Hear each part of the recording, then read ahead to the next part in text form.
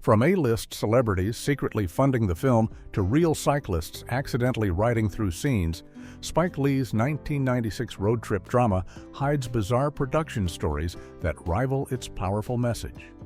Discover how a character stayed silent due to budget cuts, why the passengers never actually reached the march, and which comedy legend appeared as a cop in disguise. Fact 1. Financed by 15 famous black men. When Spike Lee set out to make Get on the Bus in 1996, he made an unconventional choice that would become one of the most fascinating aspects of the film's production.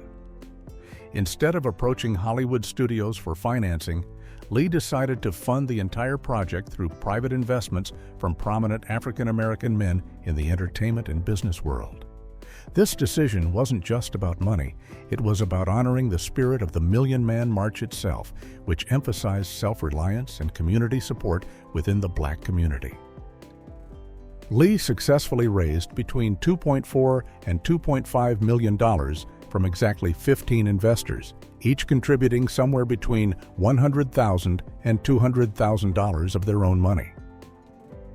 The list of contributors reads like a who's who of black excellence in the 90s. Will Smith, who was at the height of his television fame and just beginning his movie career, put money into the project.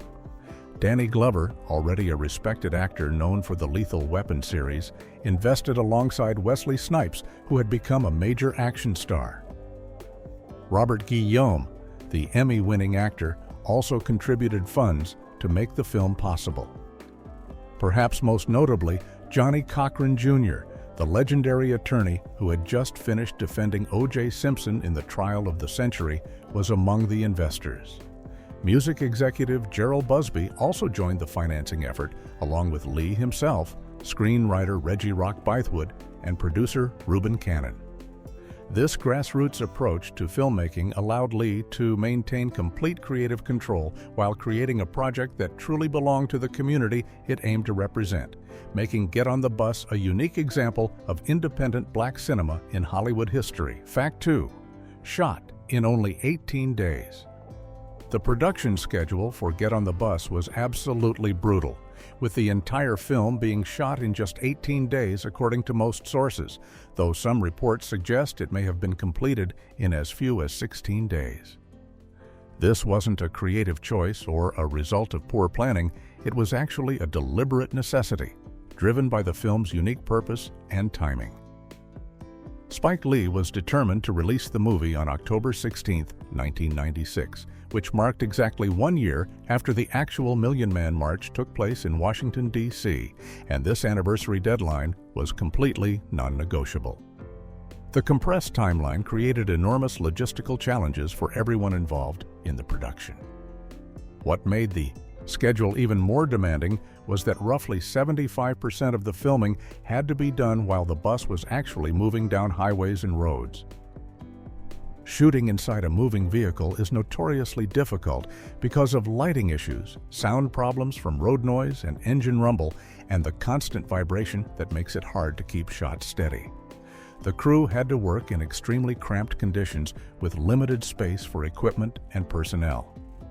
Sound mixer. Tom Fleischman later described the production as more like making a documentary than a traditional narrative film because they were essentially grabbing whatever footage and audio they could capture on the fly. There was no time for multiple takes or elaborate setups that are typical in Hollywood productions. The actors had to nail their performances quickly, and the technical crew had to adapt to constantly changing lighting conditions as the bus traveled from Los Angeles toward Washington, D.C.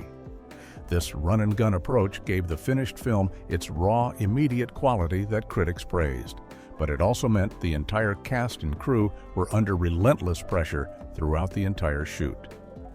Fact 3. First Spike Lee. Film. Without Spike Lee. Get on the Bus holds a unique distinction in Spike Lee's filmography as the very first movie he directed in which he does not appear on screen at all. For anyone familiar with Lee's work, This absence is particularly striking because the director had established a strong tradition of inserting himself into nearly every film he made, often in memorable supporting roles or quick cameo appearances that became part of his signature style as a filmmaker. Throughout his career, leading up to Get on the Bus, Lee had made appearances in his own movies with remarkable consistency. He played major roles in some of his most famous films, including Mookie in Do the Right Thing, Mars Blackman in She's Gotta Have It, and various other characters across his body of work. These weren't just brief walk-on moments either. In many cases, Lee gave himself substantial parts that were integral to the story. His on-screen presence had become something audiences expected and even looked forward to when watching a Spike Lee joint, making his complete absence from Get on the Bus all the more noticeable. The decision to stay behind the camera for this particular project suggests that Lee wanted the focus to remain entirely on the ensemble cast of characters traveling to the Million Man March without any distraction. Given that the film takes place almost entirely on a single bus with a specific group of men, there simply wasn't a natural place for the director to insert himself without disrupting the carefully constructed dynamic among the passengers. This restraint demonstrated a level of artistic maturity and commitment to the story that required Lee to break his own well-established pattern, allowing the actors and their characters to completely own the screen without his familiar face appearing anywhere in the frame. Fact 4. One character had 0 lines. One of the most unusual aspects of Get on the Bus involves a character who appears throughout the entire film but never speaks a single word. Guy Margot played Khalid, a member of the Nation of Islam, who sits on the bus dressed in the distinctive black suit, bow tie, and dark sunglasses that are characteristic of the organization's formal attire. Khalid is visible in numerous scenes as the bus travels from Los Angeles to Washington, D.C., and his silent presence becomes almost haunting as other passengers engage in heated debates and emotional conversations around him. What makes this particularly strange is that Khalid's complete silence wasn't actually an intentional artistic decision meant to symbolize anything or create dramatic tension. According to production notes, the character had no lines specifically because of financial constraints during the making of the film. The tight budget simply didn't allow for expanding his role to include dialogue, so Guy Margot had to portray the character entirely through physical presence and body language without ever opening his mouth. This budgetary limitation accidentally created one of the film's most memorable and discussed elements. Film critic Roger Ebert specifically noted in his review that the Nation of Islam member's silence behind his dark glasses acts as a powerful symbol, even though viewers at the time had no idea this was born from necessity rather than creative intent. Throughout the journey, other characters occasionally expect Khalid to speak up and defend Louis Farrakhan, the controversial leader of the Million Man March, but he never does. His wordless observation of the other passengers' arguments and revelations gives him an almost mysterious quality that likely wouldn't have existed if the production had been able to afford giving him actual spoken lines in the script. Fact 5. The real set doctor became a character. In a perfect example of practical filmmaking and creative problem-solving, Spike Lee turned one of his crew members into an actual character in Get on the Bus. Hosea Brown III, who was hired to serve as the set doctor during production, ended up appearing on screen as a silent bus passenger who is credited in the film as Doc Brown. This wasn't a case of an aspiring actor taking a medical job to get close to a film set. Brown was a real medical doctor whose primary job was to be available in case anyone got injured or sick during the demanding shoot. The decision to put Brown in the movie made perfect sense from a logistical standpoint. Since the film takes place almost entirely on a single bus traveling across the country, the set doctor needed to be present at all times anyway in case of medical emergencies. Rather than having him sit off camera or in a separate vehicle, Lee simply placed him on the bus as one of the background passengers. This way, Brown could fulfill his medical, duties while also filling out the bus and making it look more realistic as a group trip to the Million Man March. Like Guy Margot's character Khalid, Doc Brown doesn't have any dialogue throughout the film. He appears among the passengers but remains in the background, observing the conversations and conflicts that unfold during the journey. The character is listed in the credits alongside the other bus passengers, and his presence adds to the authenticity of the group dynamic without drawing attention away from the main speaking roles. It's a clever bit of efficiency that only someone watching the film with knowledge of the production would ever notice or think twice about. Fact 6. Hill Harper was 11 years older than his character. One of the most significant age discrepancies in Get on the Bus involves Hill Harper, who plays Xavier, a 19-year-old UCLA film school student who documents the bus trip with his video camera for a class project. While Xavier is supposed to be a teenager, barely out of high school, Hill Harper was actually 30 years old when the film was shot in 1996, creating an 11-year gap between the actor's real age and the character he was portraying on screen. This kind of age difference is fairly uncommon in Hollywood, especially for a main character who plays such an important role in the story. Xavier serves as a narrative device throughout the film, interviewing the other passengers and capturing their personal stories on his camcorder, which gives the movie its documentary-style feel in many scenes. The character is meant to represent youthful idealism and the perspective of a new generation trying to understand the significance of the Million Man March, which makes the casting choice even more interesting. Harper clearly had the acting ability to pull off playing someone much younger than his actual age, as the performance is believable, and critics didn't seem to notice or comment on the age gap in their reviews. His youthful appearance and energy helped sell the character despite being well into his 30s during filming. It's possible that Spike Lee chose Harper specifically because he needed an actor with enough maturity and skill to handle the complex role, even if it meant casting someone significantly older than the character's written age. The 11-year difference swings as one of the more extreme examples of age-inappropriate casting in Lee's filmography, though it ultimately didn't hurt the film's authenticity or Harper's convincing portrayal of the earnest young filmmaker. Fact 7. Actual cyclists accidentally appeared on screen.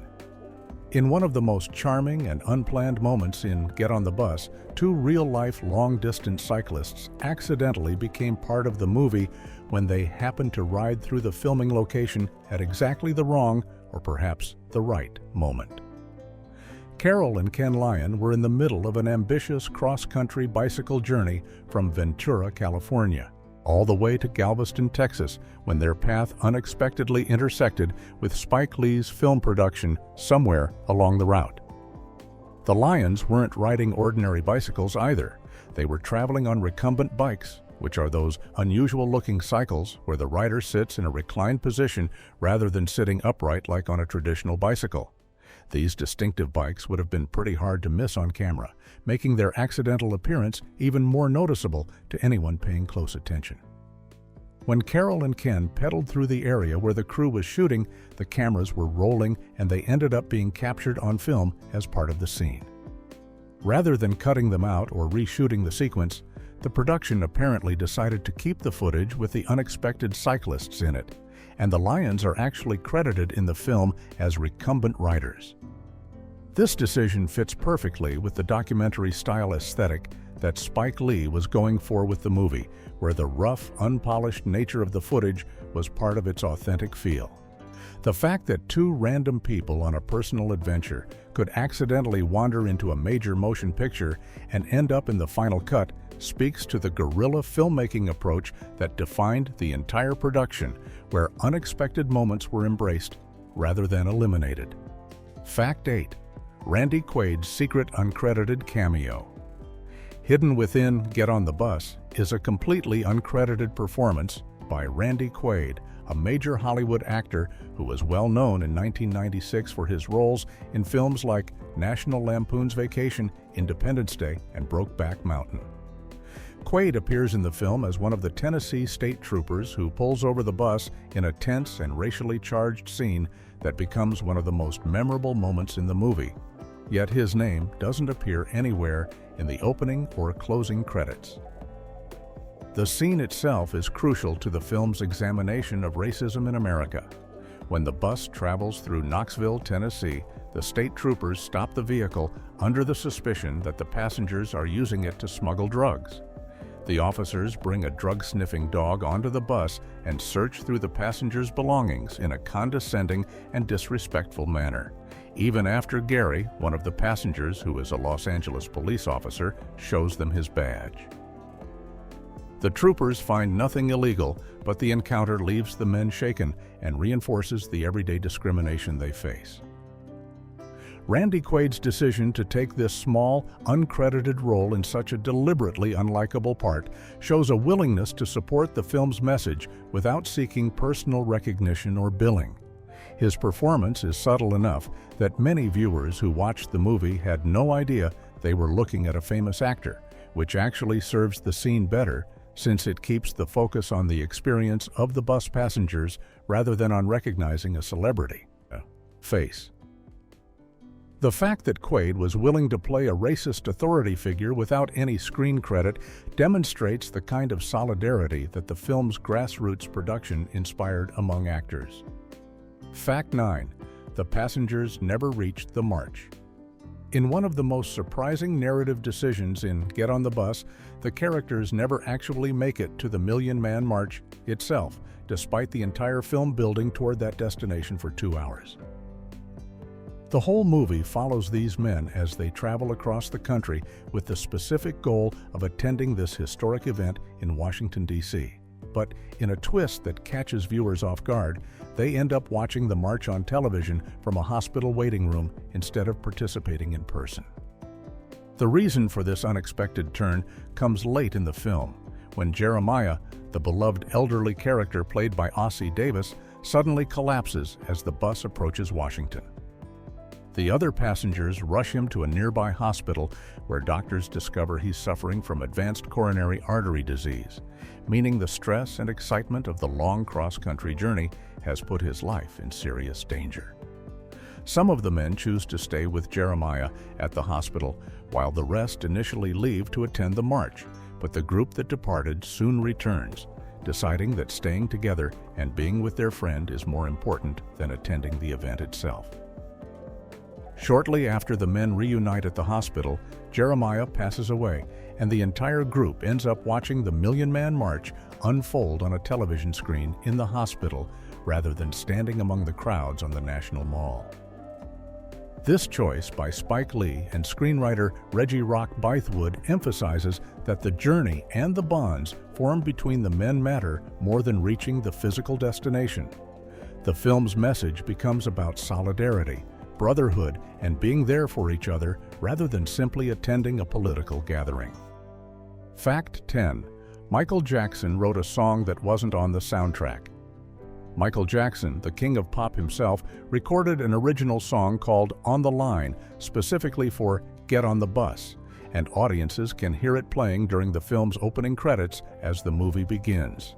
The track was written and produced by Kenneth "Babyface" Edmonds, one of the most successful R&B producers of the 1990s, and it perfectly captures the spirit and energy of the journey the characters are about to undertake.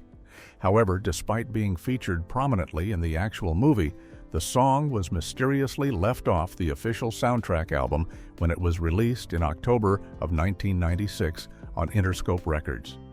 This decision meant that fans who loved the song and wanted to own a copy of it couldn't simply buy the Get on the Bus soundtrack to get it, which must have been frustrating for people who specifically wanted that Michael Jackson track. The soundtrack did include other notable songs, including New World Order by Curtis Mayfield, which was released as a single, but Jackson's contribution was completely absent from the album for reasons that were never publicly explained. The only way to get On the Line was to purchase a very limited edition release that came out the following year in 1997. The song appeared on a special Minimax CD that was included in the deluxe collector box set of Michael Jackson's Ghosts, a short film he made with director Stan Winston. Later, a longer version of On the Line was included on the Ultimate Collection, a box set released in 2004. This made the song extremely rare and difficult to find for years, turning it into something of a collector's item for both Michael Jackson fans and people who loved the movie. Fact 11. Major geographical mistake in the opening. Get on the Bus contains a significant geographical error right at the beginning of the film that anyone familiar with Los Angeles freeways would immediately recognize. The movie shows the bus departing from South Los Angeles and then taking the Pasadena freeway heading north from downtown Los Angeles as if it were the start of a cross-country journey to Washington, D.C. But this route makes absolutely no sense for anyone actually trying to travel across the United States. The Pasadena Freeway, which is officially known as State Route 110, is one of California's oldest freeways, and it has a very specific and limited purpose. The freeway only runs from downtown Los Angeles to the city of Pasadena, which is located in the San Gabriel Valley just northeast of downtown. It literally ends in Pasadena after only about 9 miles, making it completely useless as the beginning of a 3,000-mile journey to the nation's capital. Any group actually trying to drive from Los Angeles to Washington, D.C. would need to take Interstate 10 heading east toward Arizona, or Interstate 15 going northeast through the desert, not a short local freeway that dead ends in a nearby suburb. To make matters even worse, there's a second problem with showing the bus on the Pasadena freeway beyond just the wrong direction. The Pasadena freeway was built in the 1930s and has extremely narrow lanes, tight curves, and short entrance ramps that don't meet modern freeway standards. A large charter bus like the Spotted Owl that the characters ride in would not even be permitted to use that particular freeway due to size restrictions and safety concerns. This double error suggests that the production team chose the Pasadena freeway purely for visual reasons or convenience during filming without worrying too much about whether it actually made logical sense. Fact 12. Film student character called Spike Lee Jr. One of the most clever and self-aware moments in Get on the Bus involves a running joke about Xavier, the young UCLA film student character who spends much of the trip documenting the journey with his video camera. Throughout the film, the other passengers on the bus repeatedly mock Xavier by calling him Spike Lee Jr. in a dismissive and sometimes affectionate way, poking fun at his earnest attempts to capture their stories and create what he hopes will be an important documentary about the Million Man March. The joke works on multiple levels because the audience knows that the actual movie they're watching was directed by the real Spike Lee, making this a deliberately meta reference built right into the script by screenwriter Reggie Rock Bythewood. Xavier represents a younger generation of black filmmakers who look up to Spike Lee as an inspiration and want to follow in his footsteps by making socially conscious films about the African American experience.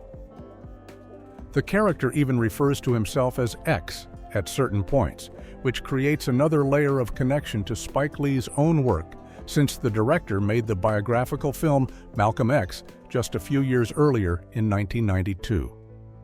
This self-referential humor shows that Lee has a sense of humor about his own reputation and influence within black cinema. By allowing his character to be gently mocked for trying too hard to be the next Spike Lee, the real Spike Lee acknowledges both his status as an icon and the sometimes overeager young filmmakers who want to imitate his style. The nickname becomes a way for the film to comment on its own creation while also highlighting the generational differences among black men that the movie explores throughout its runtime. Fact 13. Won honor at Berlin but not major awards. Get on the Bus received significant recognition from international film festivals and critics, but it was strangely overlooked by the major American awards ceremonies that typically honor prestigious films. The movie was entered into the 47th Berlin International Film Festival, one of the most important and respected film festivals in the world, where it won an honorable mention. This recognition from Berlin demonstrated that the international film community appreciated what Spike Lee had accomplished with the project and saw it as worthy of acknowledgement on the global stage. The critical response to the film was overwhelmingly positive, with review aggregator Rotten Tomatoes eventually giving it an 89% approval rating based on reviews from 45 critics. Roger Ebert, one of the most influential film critics in America, gave it a perfect 4-star rating and stated that the film was extraordinary because of the truth and feeling in its episodes. Todd McCarthy at Variety called it a vital regeneration of Lee's talent and described it as Lee's most satisfying work since Do the Right Thing, his landmark 1989 film that had earned him an Oscar nomination for Best Original Screenplay. Despite this enthusiastic critical reception and the comparison to one of Lee's most celebrated films, Get on the Bus was largely ignored when it came time for major American awards like the Oscars, Golden Globes, and Screen Actors Guild Awards. The film didn't receive nominations in any significant categories from these organizations, which seems particularly odd given that it addressed such an important moment in American history and featured powerful performances from a strong ensemble cast. This disconnect between critical praise and awards recognition highlights how certain films, especially those dealing with race and social issues, sometimes struggle to gain traction with mainstream American award voters. Fact 14. Shot on 3 different film stocks.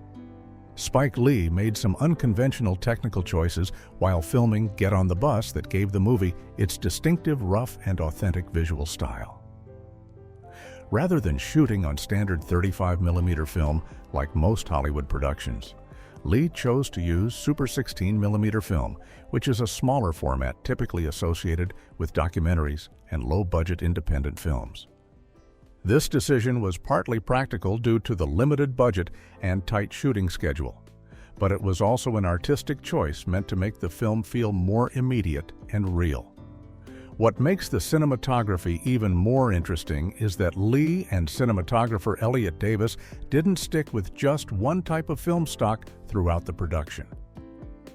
They actually changed the film stock 3 separate times during filming, meaning different scenes were shot on different types of film that each had their own unique characteristics in terms of grain, color saturation, and overall look. On top of that, the filmmakers used color inversion techniques at certain points in the movie, deliberately manipulating the colors to create specific visual effects that added to the raw, unpolished aesthetic. The combination of all these experimental approaches created a jittery verite style that critics described as invigorating rather than annoying. The grainy quality and rough texture made the film look and feel more like a genuine documentary that was captured on the fly rather than a carefully constructed narrative feature. This visual style perfectly matched the guerrilla filmmaking approach of the entire production, where the crew was shooting quickly in cramped conditions with minimal equipment. The deliberately rough look helped viewers feel like they were actually on the bus with these men rather than watching a polished Hollywood movie. Fact 15. All investors got their money back before opening. In what amounts to a financial miracle in the world of independent filmmaking, every single one of the 15 investors who funded Get on the Bus received their complete investment back before the movie even opened in theaters.